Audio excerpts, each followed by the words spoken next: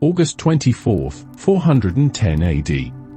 A city that had not been successfully invaded in 800 years woke up to the sound of its own gates being opened from the inside. Not broken down. Open. Someone let them in. And here is the detail nobody puts in the textbooks. The man who walked through those gates wasn't a savage warlord who hated everything Rome stood for. He was a Roman general. His name was Alaric. He had spent 20 years fighting for the Roman Empire, leading Roman troops, bleeding under Roman standards, following Roman orders across Roman provinces. He didn't want to destroy Rome. He wanted to live in it. Hold that thought. I need to tell you something even stranger. The man who officially ended the Roman Empire, the one who actually extinguished the last flame, is a name most people have never heard. He's almost never mentioned in history class. When I tell you who he was and what he actually did on that final day, you'll feel something between recognition and betrayal that this wasn't the story you were given. We'll get there. But first, I need to make you a promise.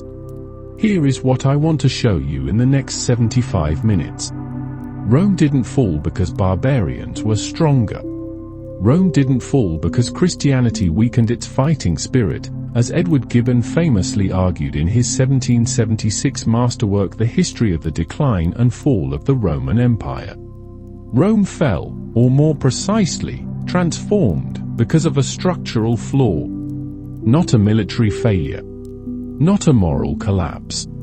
A design flaw. One that was baked into the foundation from almost the very first year. Every ruler who came after inherited it. Some of them were brilliant enough to work around it. Most of them weren't. And eventually, no one was. By the end of this video, you will see that Rome's greatest strength and Rome's fatal weakness were the same thing. They were always the same thing. And you will see that we are living inside that same contradiction right now, in 2024. That is not a metaphor. That is a historical fact with modern coordinates. Before we go anywhere, I need you to feel the scale. At its maximum extent under Emperor Trajan around 117 AD, the Roman Empire stretched from the north of Britain to the deserts of Mesopotamia, from the Atlantic coast of Portugal to the borders of what is now Iran. 60 to 70 million people lived under Roman administration, Roman law, Roman currency. That was roughly 1 in 5 humans alive on Earth at that time. 1/5 of every person on the planet. And the infrastructure they built was genuinely insane. Approximately 50,000 miles of paved road across the empire. Not dirt paths. Paved roads, many of which still lie beneath the streets of modern European cities. The Aqua Claudia aqueduct, completed in Rome in 52 AD, delivered an estimated 185,000 cubic meters of fresh water into a single city every single day. Then there is the concrete. Roman builders in the 1st century mixed volcanic ash from the region around Pozzuoli, called Pozzolana, with seawater to form their harbor walls and foundations. Scientists publishing in the Proceedings of the National Academy of Sciences in 2017 made a finding that still astonishes materials engineers. That concrete doesn't degrade. It gets stronger. Mineral crystals grow inside the mix over centuries, filling cracks, reinforcing the structure. 2,000 years later, Roman harbor walls are more structurally sound than when they were poured. We cannot fully replicate it. The most technologically advanced civilization in human history has been trying to reverse engineer cement mixed by hand on a Roman beach in 50 BC, and we're not quite there yet. Think about that for just a moment. So how does something that durable end? How does a civilization that built structures stronger than anything we can build today, that fed 1 million people in a single city, that incorporated 1/5 of humanity into a single legal system, how does it stop? And more importantly, does it stop? Or does it become something else? I'm going to give you a number near the end of this video. A single year. When you hear it, the word fall, the word every textbook uses is going to feel like the wrong word. It might feel like a lie you were told so the story would be simpler. There's also someone we haven't met yet. In about 20 minutes, we'll encounter a philosopher, a man who happened to also be the most powerful person on Earth, who left behind a document he never, ever intended for anyone to read. It's the most honest thing any Roman ruler ever wrote. And it tells you more about why empires end than any battle or border crisis ever could. But to understand any of it, we need to go back. Not to the fall. To the beginning. To a muddy hillside above a river where, around 753 BC, a community of Latin-speaking farmers started arguing about who was in charge. That argument never really ended. Here is what actually happened on the hills above the Tiber around 753 BC. Not much. Small, scattered communities of Latin-speaking farmers and shepherds, already living in those hills for generations, began to coalesce. Trade drew them together. Defense drew them together. The river gave them access to salt from the coast, which was more valuable than silver in the ancient world. Salt preserved food. Salt kept armies alive. The legend you know, the twin boys Romulus and Remus, suckled by a she-wolf, one killing the other to draw the first sacred boundary line of a great city, that story was written down centuries after the fact. It was Rome's origin myth. Not Rome's origin. Every civilization that grows large enough eventually builds itself a founding story worthy of what it became. The Romans were no different. But the real origin story is actually more interesting than the myth. Because the real story begins not with a king, but with an argument about kings. In 509 BC, Rome did something almost no civilization in the ancient world had attempted. They expelled their king. Tarquinius Superbus, Tarquin the Proud, was Rome's seventh king. He ruled by terror. According to ancient historians including Livy, he had political opponents executed without trial, consulted no one, and treated the Senate as decoration. The Romans threw him out. And then, crucially, they refused to replace him with another king. Instead, they built a republic. 2 consuls, elected annually, with equal veto power over each other. A senate of several hundred that debated and advised. Popular assemblies where citizens voted. And a separate class of officials called tribunes, whose entire job was to represent the interests of the common people, and who held the power to veto any law they judged harmful to those people. The Latin phrase they used to describe this arrangement was Senatus Populus Romanus. The Senate and the people of Rome. SPQR. For letters that still appear on Roman monuments. Still appear on the drain covers of modern Rome. No Roman was supposed to hold absolute power. No Roman was supposed to hold power indefinitely. The entire system was built on the premise that concentrated power was the thing to fear most. That premise will eventually be tested beyond its limits. But for nearly 5 centuries, it held. Rome's military genius was not its technology. The Macedonians had more sophisticated formations. The Carthaginians had better cavalry. Rome's genius was stubbornness. When Rome lost a battle, and Rome lost many catastrophic battles, it immediately began building the next army. It treated defeat as temporary and never accepted it as final. Here is the moment that defines this. In 216 BC, the Carthaginian general Hannibal Barca stood on a battlefield at Cannae, in southeastern Italy, and executed one of the most brilliant tactical maneuvers in the history of warfare. He encircled a Roman army of somewhere between 50,000 and 70,000 men. The numbers are debated, but ancient historians including Polybius and Livy described it as catastrophic, and destroyed it in a single afternoon. One afternoon. Roughly 50,000 Romans died. Military academies still study Cannae. It remains one of the most analyzed battles ever fought.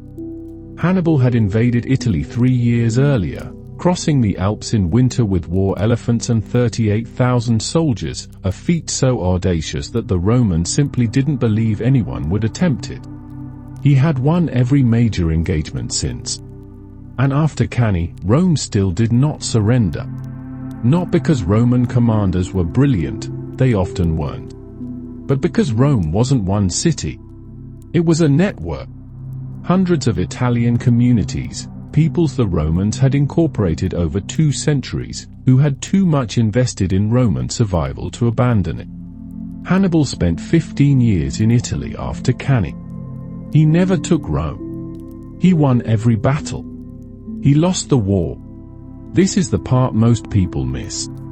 And it is the part that makes everything else make sense. Rome's real secret weapon wasn't its legions. It was citizenship. Most ancient empires ruled their conquered peoples as subjects, taxed them, conscripted them, and kept them permanently subordinate. Rome did something different. Rome offered incorporation. Defeat Rome in war, and if Rome respected you, and Rome frequently did, you might eventually become Roman. Not a second-class Roman. A Roman. Your sons could serve in Roman legions. Your grandsons could run for office. Your great-grandsons could become emperor. And that last part isn't hypothetical. It happened. The Emperor Trajan, under whom Rome reached its greatest geographic extent, was born in what is now Spain.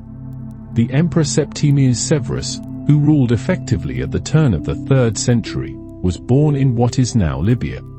Here is the reframe I mentioned at the end of chapter 1. Remember Alaric, the Visigoth general who opened Rome's gates in 410 AD. He wasn't an outsider attacking a civilization he despised. He was a product of the very system I just described. He had served Rome. He had bled for Rome. He wanted the recognition Rome had always promised to those who served it faithfully. The question of 410 AD wasn't why did the barbarians invade? The real question was much darker: when did Rome decide that certain kinds of Romans no longer qualified? That question is about to get harder. For nearly 500 years, the Roman Republic had a perfect record on one thing. Roman politicians might scheme. They might bribe. They might corrupt. But they did not kill each other. Political violence between Roman citizens was essentially unthinkable, a line so bright that even the most ruthless politicians recognized crossing it as civilizational suicide. That line was crossed in 133 BC. His name was Tiberius Sempronius Gracchus. He was a tribune, one of those officials whose entire job was to protect the people. He came from a distinguished family. His grandfather had fought Hannibal. His mother Cornelia was one of the most educated women in Rome. Tiberius looked at Roman society in the 2nd century BC and saw something alarming. The wealthy elite, the senatorial class, had been quietly seizing vast tracts of what was technically public land. Small farmers who had served in Rome's armies were coming home to find they couldn't compete with the enormous slave-staffed estates of the rich. So Tiberius proposed a land reform, a cap on how much public land any individual could hold. It was not a radical idea by modern standards. It was not even particularly radical by Roman standards. Similar proposals had been floated before. But the Senate was furious. A group of senators, led, according to Plutarch, by Publius Scipio Nasica, surrounded Tiberius on the Capitoline Hill and beat him to death with chair legs. Chair legs! The man who proposed sharing some land with poor veterans was killed with furniture by the men who owned the land. And then those men threw his body into the Tiber. 12 years later, Tiberius's younger brother Gaius tried again. He was smarter, more ambitious, and built a broader political coalition. He extended land reform, subsidized grain prices for the poor, proposed extending citizenship further into Rome's Italian allies. The Senate found a pretext to declare him a public enemy.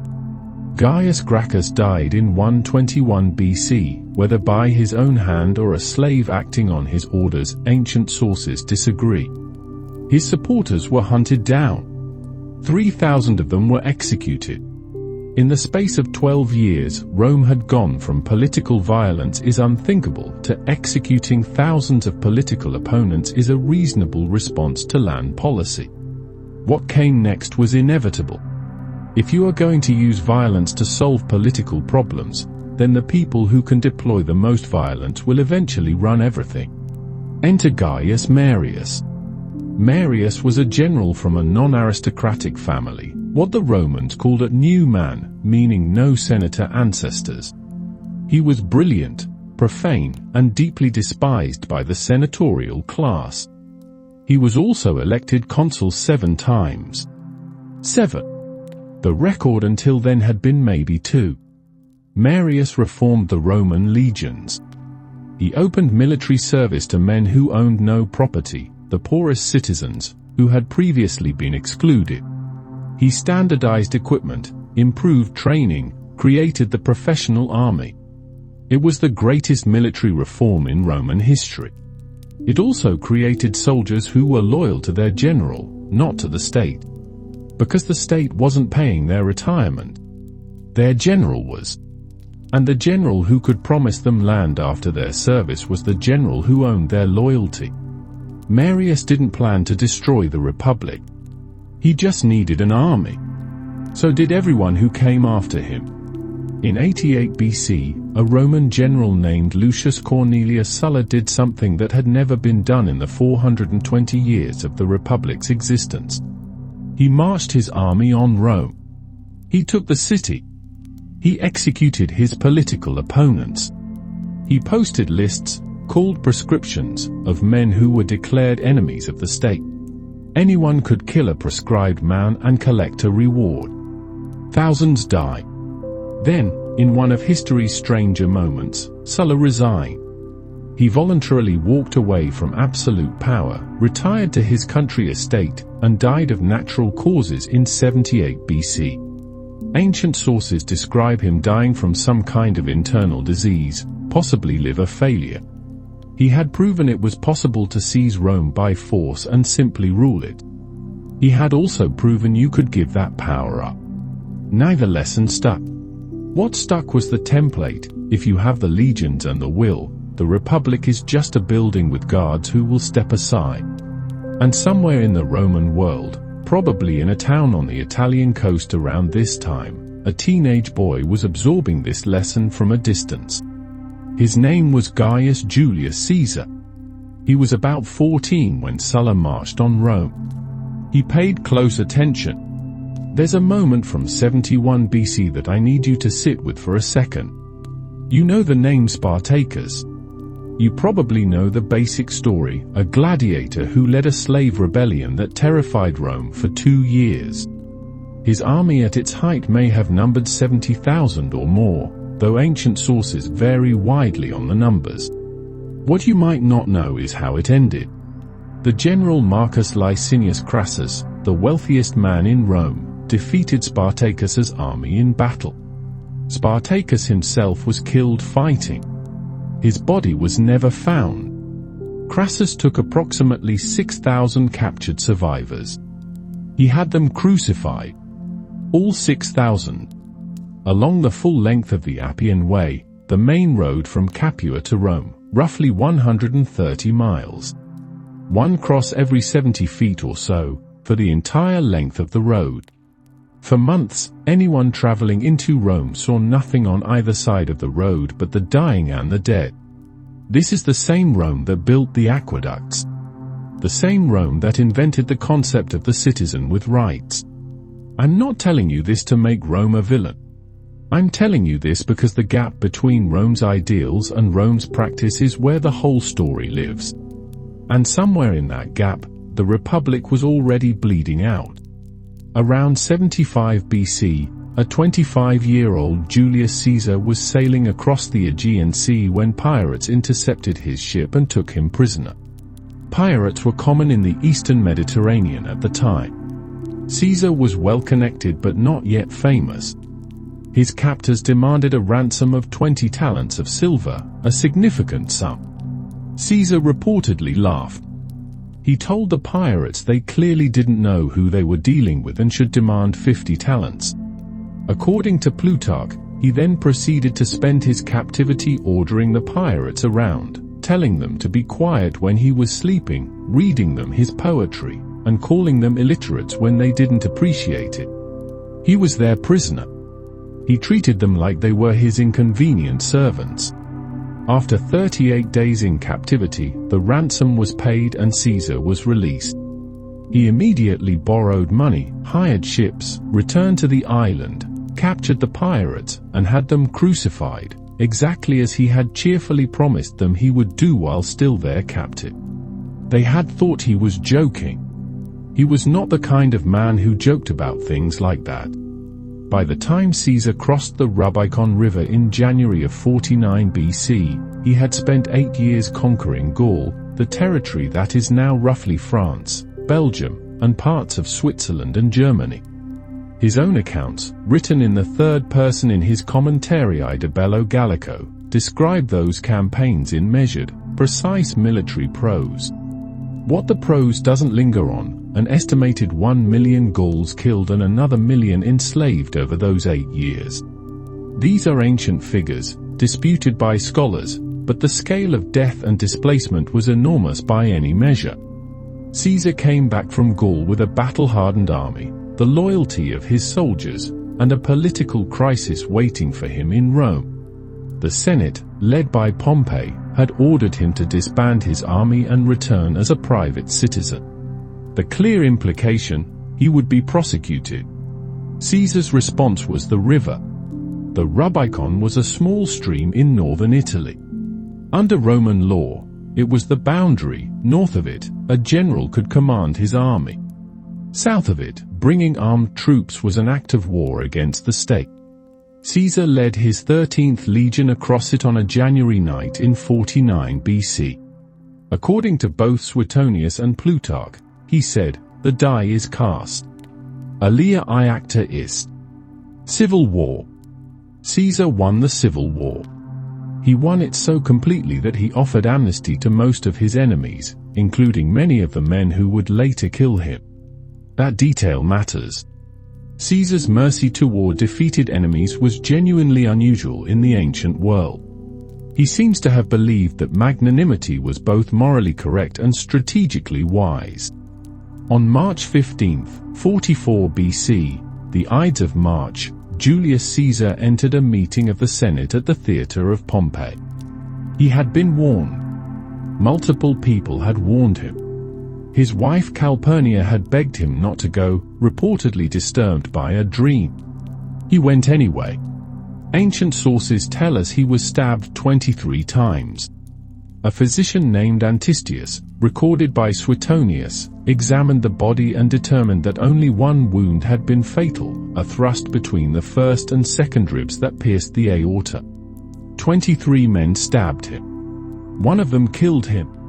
The conspirators had convinced themselves that killing Caesar would restore the Republic. They had a plan for the assassination. They had no plan for what came after. Within 18 months of Caesar's death, the Republic had dissolved into a three-way civil war. Within 13 years, it was gone forever.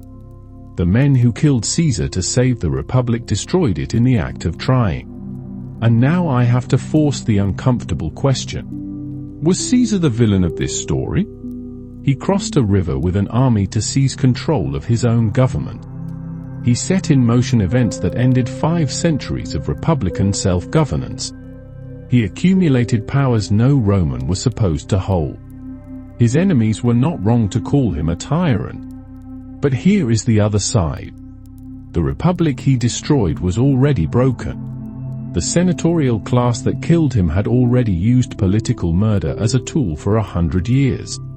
The system that was supposed to prevent concentrated power had concentrated more and more of it in the hands of a few wealthy families, the same families who threw Tiberius Gracchus's body in the Tiber. Caesar didn't destroy a healthy republic. He finished off a sick one. Maybe. Some historians argue that the Republic could have recovered. That Caesar's assassination, even in its chaos, proved that the instinct to resist one-man rule was still alive in Rome. Maybe the most honest answer is that both things are true at once. Caesar was a brilliant, merciful, ruthless man who loved Rome and destroyed it. And Rome loved him back for it. His funeral was a riot. The crowd cremated him in the Forum. Julius Caesar's heir, his great-nephew and adopted son Gaius Octavianus, later called Augustus, was 18 years old when Caesar was assassinated. He was, by all accounts, physically unimpressive. Roman historian Suetonius describes him as of average height, prone to illness, with eyes that shone with unusual clarity. He had bad teeth and a skin condition. He wore several layers of clothing even in summer because he was always cold. He was also the most politically gifted human being in the history of the Western world. Augustus fought and won a 13-year civil war against Caesar's former ally Mark Antony and Antony's partner Cleopatra VII of Egypt. The decisive moment came at the Battle of Actium in 31 BC, a naval engagement off the western coast of Greece. Antony and Cleopatra fled. Both died within a year, Antony by his own sword, Cleopatra by her own hand. We do not know with certainty the method. The story of the asp is ancient but unverified. By 27 BC, Octavian stood alone. And here is where he did the cleverest thing any Roman politician had ever done. He gave the Republic back. He stood before the Senate and returned his emergency powers. Voluntarily. The Senate, understanding that this was theater, and that everyone understood it was theater, and that the theater required their participation, immediately gave him back more power than he had surrendered, wrapped in new titles that sounded nothing like king. He was princeps, first citizen, first among equals. He ruled for 41 years. He died in 14 AD at the age of 75. He had invented a monarchy and convinced everyone it was a republic. Under Augustus, Rome became something genuinely extraordinary. The city itself grew to approximately 1 million inhabitants, a figure estimated by scholars from census records, grain distribution lists, and housing density analysis. The margin of error is wide, but even conservative estimates put Rome at 800,000 people. No European city would reach that population again until London in the early 19th century. That is an 1,800-year gap. To feed this city, Rome ran what we would today recognize as a welfare program. The annona, the grain dole, distributed free grain to approximately 200,000 male Roman citizens every month. It was not charity in the ancient sense. It was the state acknowledging that the city would tear itself apart without it. This was the world of the Pax Romana. 200 years of relative internal peace, from roughly 27 BC to 180 AD. Relative. I want to emphasize that word. Relative to what came before and after, it was peaceful. For the people on the borders, for the peoples being incorporated, for the enslaved millions whose labor underwrote this entire civilization, it was something else. But for citizens inside the system, this was the Golden Age. The thing people meant when they said Rome. And somewhere inside this Golden Age, about 150 years after Augustus, there lived a man who saw it clearly for what it was. This is the document I mentioned in Chapter 1. The one he never intended you to read. Marcus Aurelius became emperor in 161 AD. He ruled for 19 years, almost continuously at war on the empire's northern frontiers against Germanic tribes along the Danube. He was also a philosopher, a practicing Stoic who had studied philosophy since childhood and genuinely tried to live by its principles. In the ancient world, this was not unusual as a stated ambition. What was unusual was that he meant it. During the campaigns on the Danube, nights in a military tent while his army held the line against the Marcomanni and the Quadi, Marcus wrote in Greek. Not to his generals. Not for posterity. For himself. The private journal we now call the Meditations was his personal attempt to hold himself to his own standards. He wrote about the temptations of power. He wrote about the difficulty of treating servants and subjects with genuine care. He wrote about how easy it was to become the kind of ruler you despised. He wrote, in Book 6, "Never esteem anything as of advantage to you that will make you break your word or lose your self-respect." He wrote about death, his own death, with a frankness that is almost startling. He never published these notes. He possibly never intended for anyone to read them.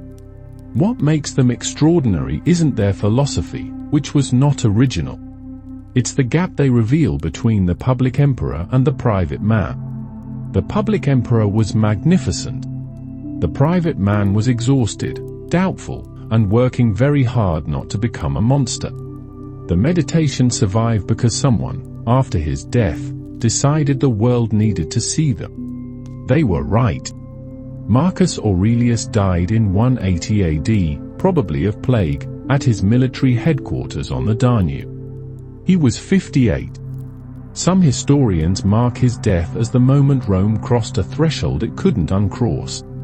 Edward Gibbon, in his Great History, famously called the period from Augustus to Marcus Aurelius the condition of the human race, the most fortunate moment in the history of civilized peoples. He meant it as a compliment. He also meant it as a setup. Because after Marcus, the empire he had held together through sheer force of will and philosophy was inherited by his biological son Commodus. Commodus was, by the consensus of nearly every ancient source, catastrophic. He believed himself to be the reincarnation of Hercules. He renamed the months of the year after his own titles. He entered the Colosseum to fight as a gladiator, which Romans considered deeply degrading for a man of any status, let alone an emperor. He had his sister Lucilla executed after an alleged assassination plot. He was assassinated in 192 AD by a conspiracy that included, remarkably, his wrestling partner. But here is the thing Commodus's reign revealed. The system had no mechanism to stop him. None.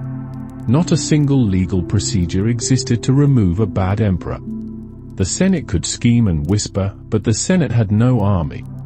The only way to remove an emperor was to kill him, which meant the only qualification to replace him was the willingness to murder. Remember Loop C? The structural flaw baked in from the beginning? This is that flaw. I want you to think about a specific problem. You are the ruler of the largest empire in the history of the Western world. You want to retire. Or you are dying. Or you simply want to ensure that what comes after you doesn't unravel everything you build. How do you hand over power? In a democracy, there is an election. In a constitutional monarchy, there is a line of succession codified in law. In most modern states, there is some formal, legal, peaceful procedure. Rome had none of these. From Augustus onward, there was no law governing imperial succession. None. An emperor could adopt a son and name him heir, several did. He could appoint a colleague. He could name someone in his will. But none of this carried legal force. None of it prevented a rival general with more loyal soldiers from simply taking the throne. The Republic had solved this problem imperfectly, through elections and term limits. The empire abolished elections and term limits but provided no substitute mechanism. Augustus knew this.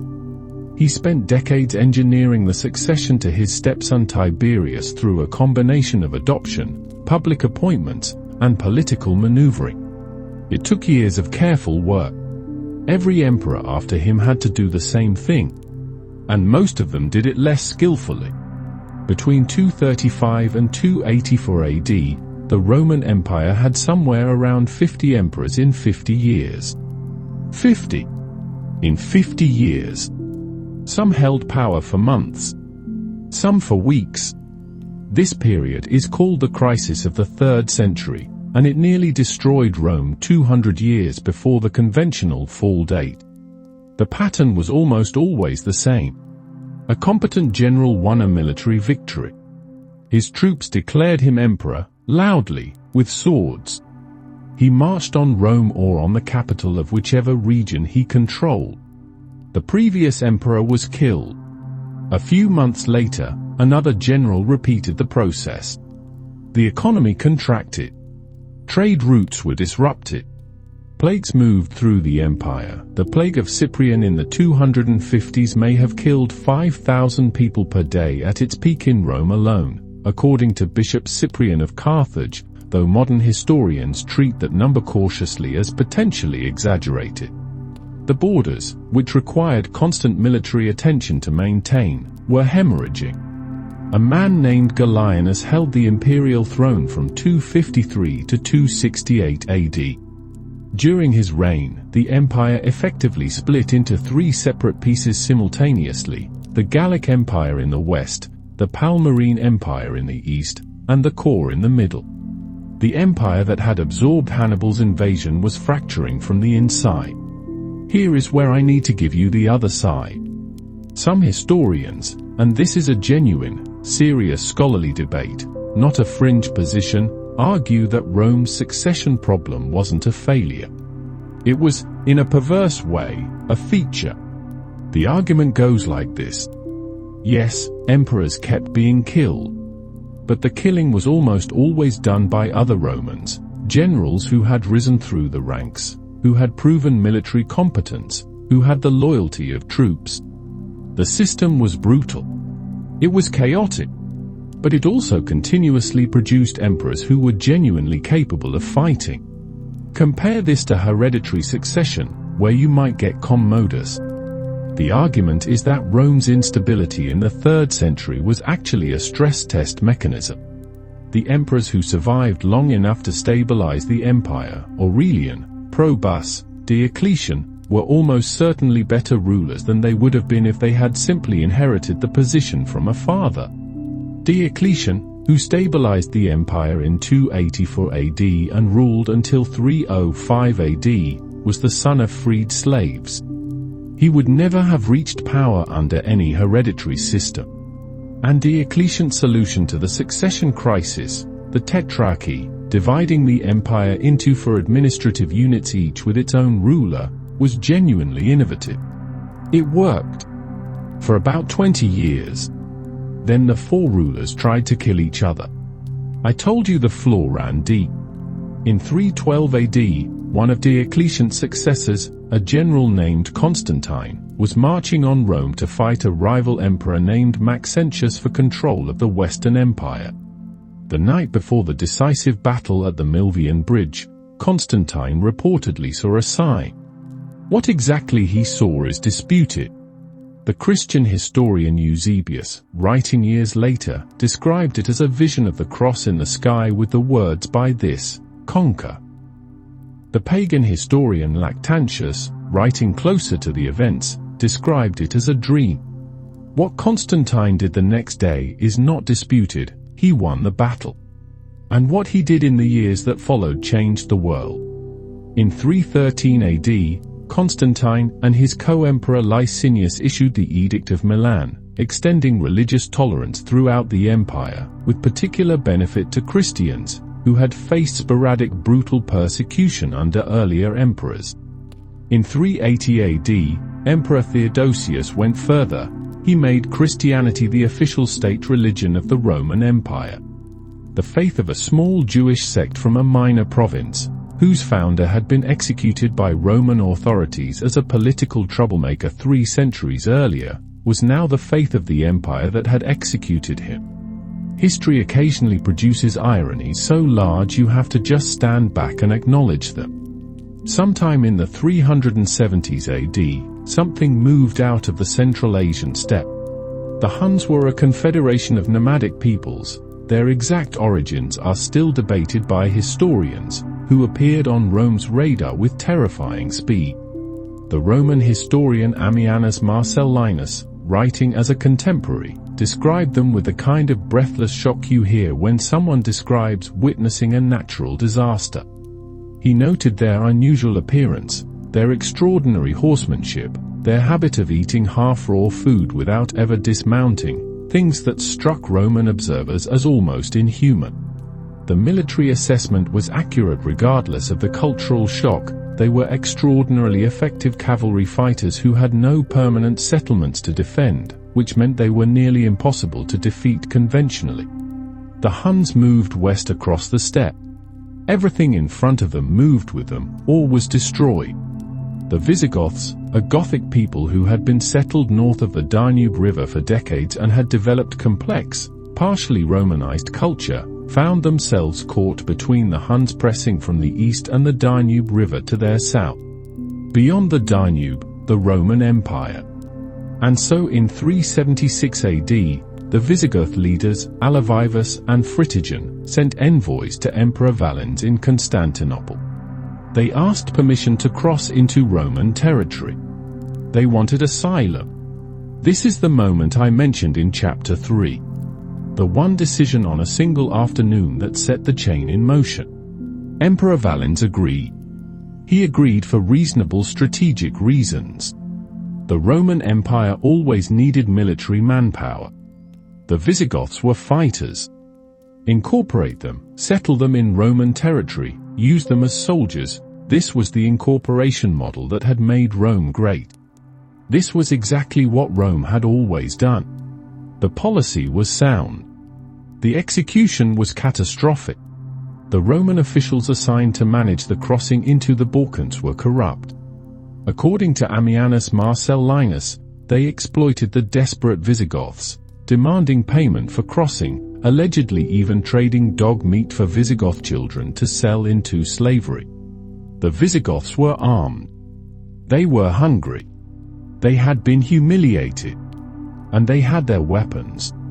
Within months, what was supposed to be an orderly settlement had become an uprising. The Visigoths were joined by other groups, other Goths, some Roman slaves and deserters, and began devastating the Balkan provinces. Valens mobilized his army and marched from Constantinople. On August 9, 378 AD, the Roman army met the Visigoth forces near the city of Adrianople, in what is now northwestern Turkey. The battle was a catastrophe. 2/3 of the Roman army was destroyed. Some scholars estimate between 10,000 and 20,000 Roman soldiers killed. Emperor Valens died on the field. His body was never recovered.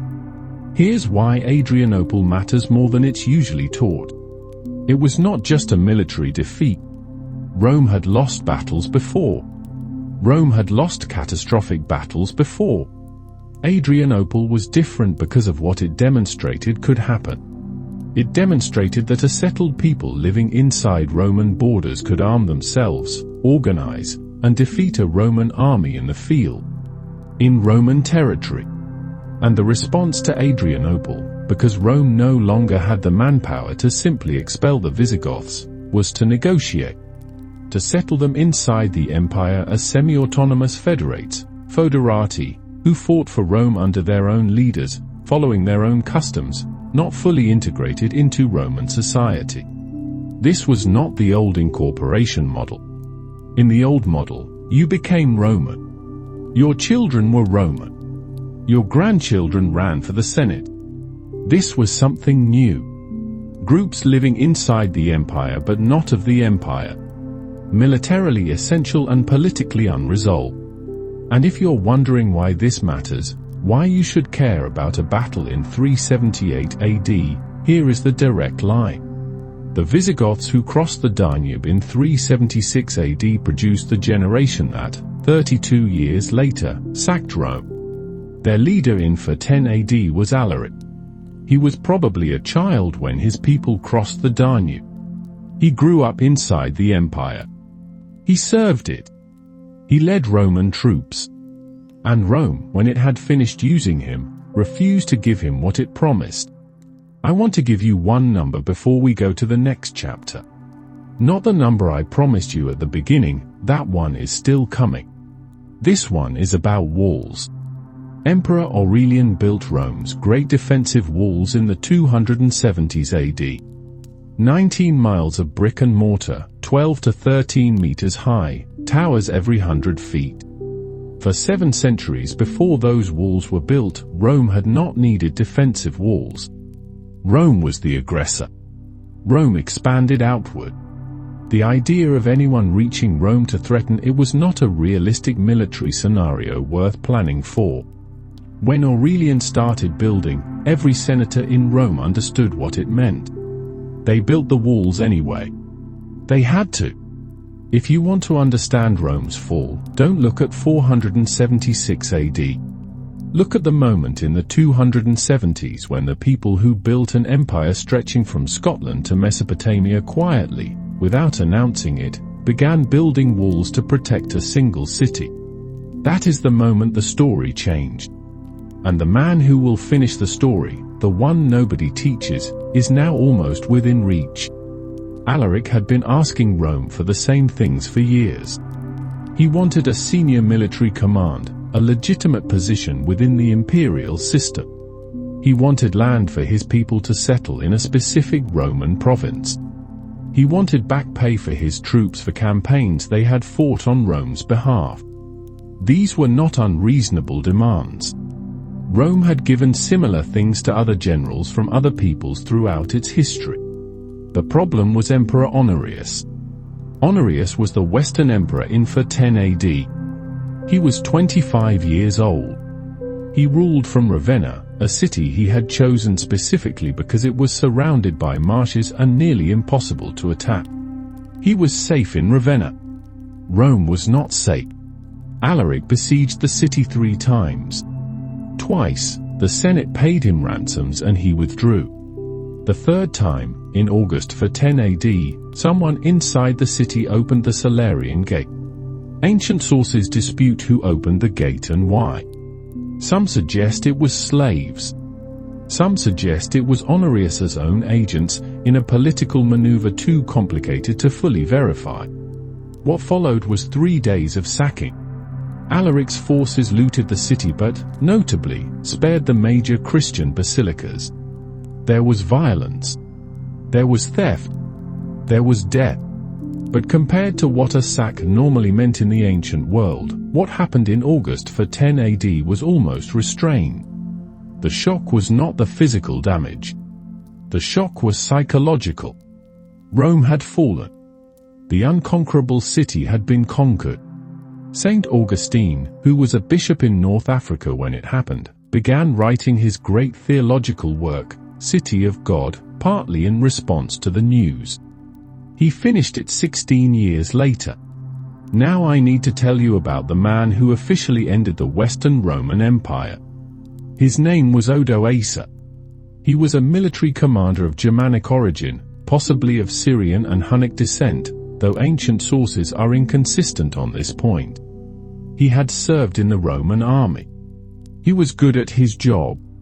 In 476 AD, Odoacer led his troops, a coalition of Germanic federates, in a revolt against the ruling Roman general Orestes, who had recently installed his own teenage son on the imperial throne. The boy's name was Romulus. The Romans, with their characteristic dark wit, called him Romulus Augustulus, Romulus the Little Augustus. A founder's name and an emperor's name, attached to a child who held neither real power nor real authority. Orestes was killed in battle. His army scattered. Odoacer captured the boy emperor. And here is what he did not do. He did not execute him. He did not put him on display. He sent him, with a pension, according to historian Cassiodorus, to a comfortable villa at Castellum Lucullanum, a fortified castle on a promontory in Campania, near the Bay of Naples. Romulus Augustulus retired on a government stipend. He may have lived for decades afterward. We don't know when he died. He was never important enough to track.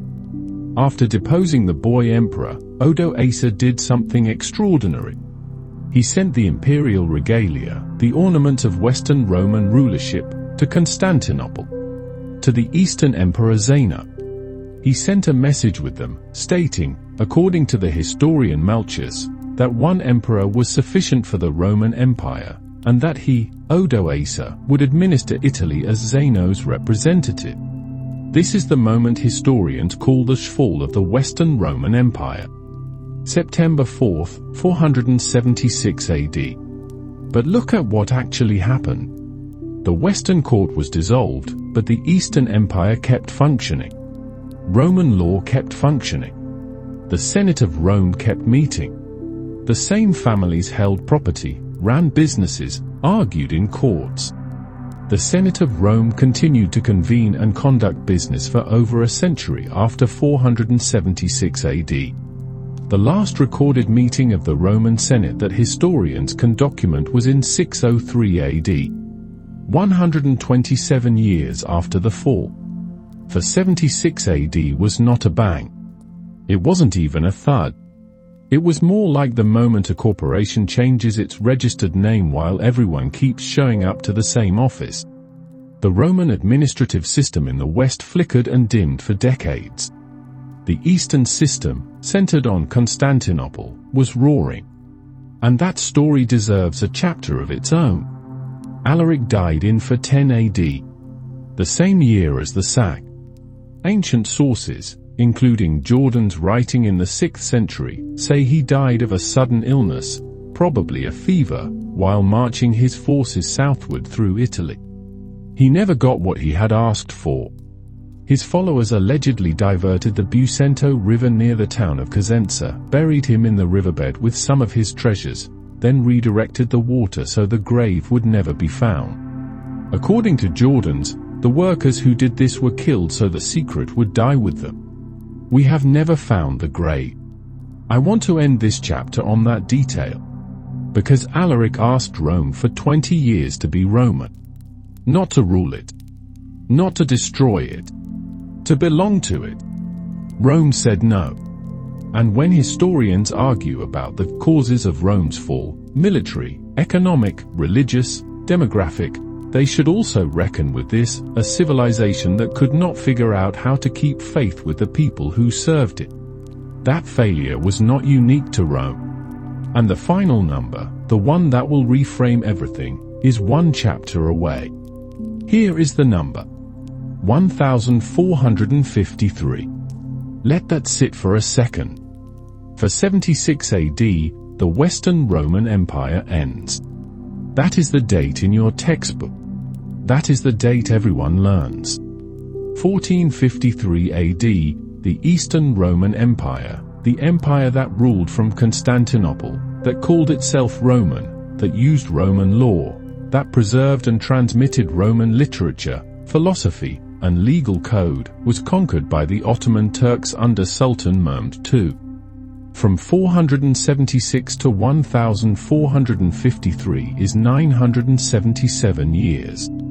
Nearly 1,000 years after the Western fall, the Roman Empire was still operating. This is not a technicality. This is not a footnote. The Eastern Empire, which historians call the Byzantine Empire, a term the people who lived in it did not use, was a real, functioning, powerful state for 1,000 years after the date your history teacher called the end of Rome. Think about what 1,000 years means. From 476 to 1453 is the same length of time as from 1453 to today, and then some. The fall of Rome that everyone knows is the fall of one half of one empire. The other half kept going. For 1 millennium. Constantinople, founded by Emperor Constantine in 330 AD on the site of an older Greek city called Byzantium, was one of the great cities of the medieval world. At its height in the 6th century, under Emperor Justinian I, Constantinople may have housed 500,000 people. Justinian completed the Hagia Sophia in 537 AD, a domed cathedral so technically audacious that the lead architect, Isidore of Miletus, had to draw on principles that would not be independently rediscovered in Western Europe for nearly 1,000 years. It stood without collapse for 1,500 years. Justinian also did something with consequences beyond architecture. He commissioned a complete codification of Roman law.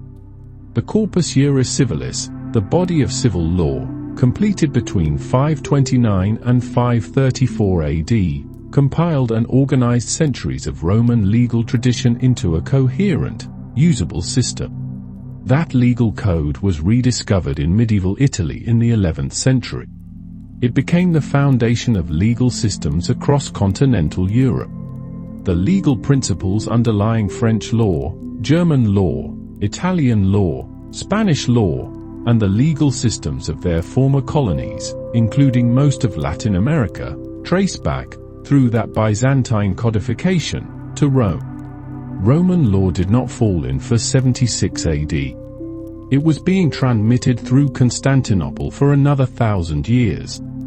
And when Constantinople finally fell, on May 29, 1453, the scholars and manuscripts that fled westward carried Roman and Greek learning directly into the Italian Renaissance. The Renaissance, the cultural explosion that produced modern Europe's art, science, and humanism. Rome didn't fall. It transformed. Twice. And yet I don't want to make this too tidy. Because things were genuinely lost. The Western Empire's collapse produced centuries of population decline, urban contraction, and disrupted trade across Europe.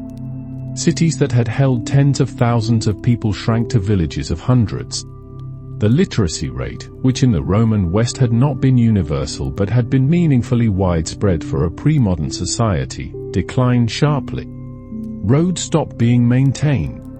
Aqueducts fell into disrepair. The technical knowledge to operate them dispersed. Some of the Roman concrete secrets we discussed in Chapter 1, those may genuinely have been lost in those transition centuries.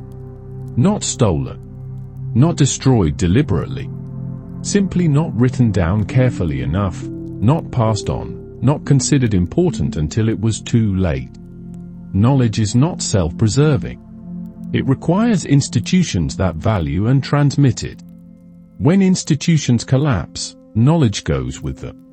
The people who lived through the 5th century in the Western Empire were not thinking about the historical significance of the transition. They were trying to survive harvest failures, epidemic disease, and the violence of a breakdown in public order. For them, it was not an academic question of transformation versus collapse. It was the end of the world as they had known it. Both things are true. The transformation was real. The loss was real. This is the part of the story that should stay uncomfortable. There is one more thread I want to pull before the final chapter. Roman citizenship, the legal status that began as a privilege for residents of one hill above a river in central Italy, was extended by Emperor Caracalla in 212 AD to every free inhabitant of the entire Roman Empire. Every free person. One legal status. One empire. That decision, which Caracalla made for tax reasons as much as ideological ones, let's be honest, set a precedent that reverberated through everything that followed. The idea that legal personhood, civic identity, and the protection of law should not depend on your ethnic origin or your place of birth. That it could be extended. That it should be extended. This idea did not originate with Rome. Rome took it from the Greek cities, the Hellenistic kingdoms, the Stoic philosophers, and the practical experience of governing a diverse empire. But Rome transmitted it forward, through its legal codes and its institutions and its language, into the medieval world and then the modern one. When the framers of the American Declaration of Independence wrote about self-evident truths and universal rights, they were writing in a tradition that ran directly through Roman legal philosophy. When modern human rights frameworks describe rights that attach to persons rather than to subjects of a particular state, they are building on Roman foundations. Rome is not a museum piece. It is the plumbing of the world you live in. Which is exactly why the next chapter might be the hardest one to sit with. Let me show you the pattern. A civilization finds a way to incorporate outsiders, to absorb the people around it, make them participants, give them a stake in the system's survival. This works spectacularly. The system grows powerful beyond anything its founders imagined. The infrastructure becomes the infrastructure of the world. Then the system gets rich enough that the people at its center start to distinguish between the old citizens and the new ones.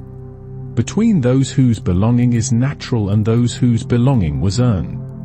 Between those who are Roman by birth and those who are Roman by service. This distinction doesn't make it into the law immediately. It lives in practice first. In who gets the good commands, who gets the follow-through on promises, who gets listened to when they raise grievances. Alaric raised his grievances through every legitimate channel available to him for 20 years. Then he walked through a gate. I am not telling you Rome's story is your story. History doesn't repeat itself cleanly. People who say Rome is falling right now are usually selling something. But I will say this, the specific mechanism that made Rome vulnerable, not the military weakness, not the religion question, not the economic stress, was the gap between what the system said it was and what it actually did.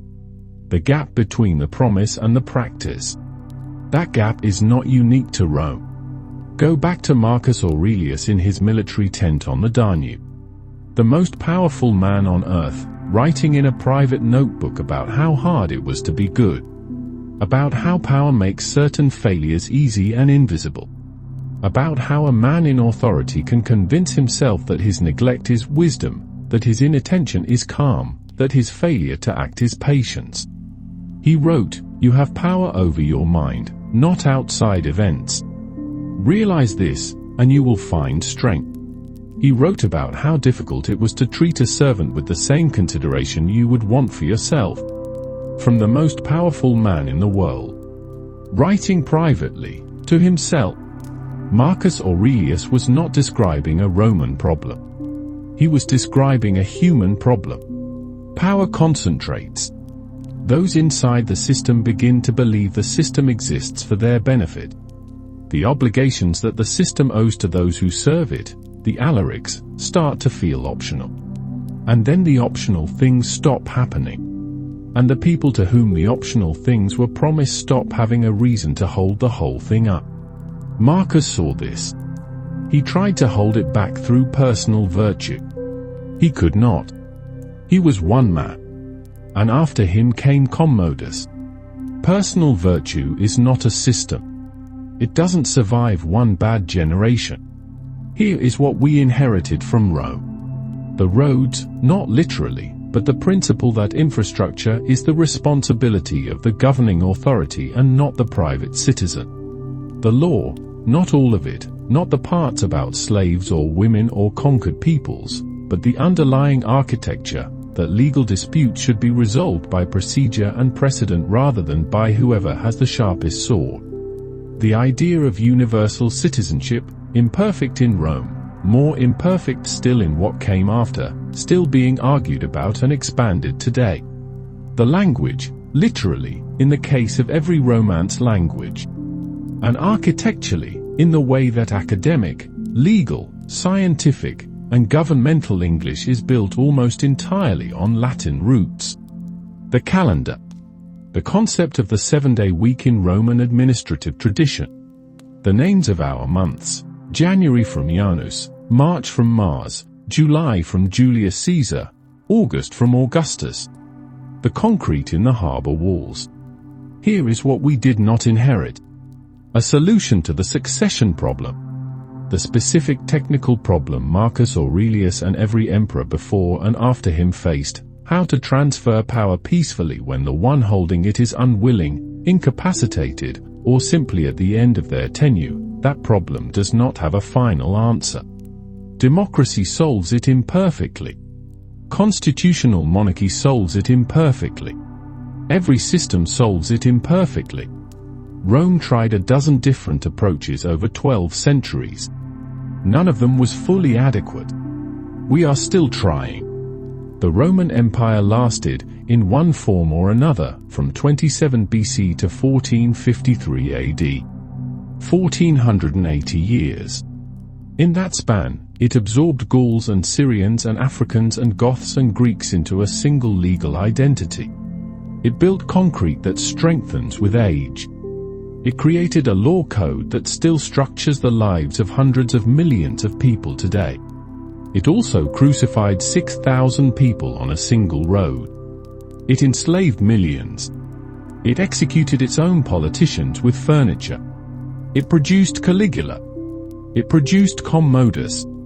It produced Honorius, safe in his marshes, while a general who wanted nothing more than to be Roman finally lost patience with the city that had taken everything he had. I've been thinking about what to leave you with, and I keep coming back to Alaric, buried in a river. 20 years of service. 20 years of asking. A city full of people who had the power to say yes, and chose not to, until it was too late for everyone. His grave has never been found.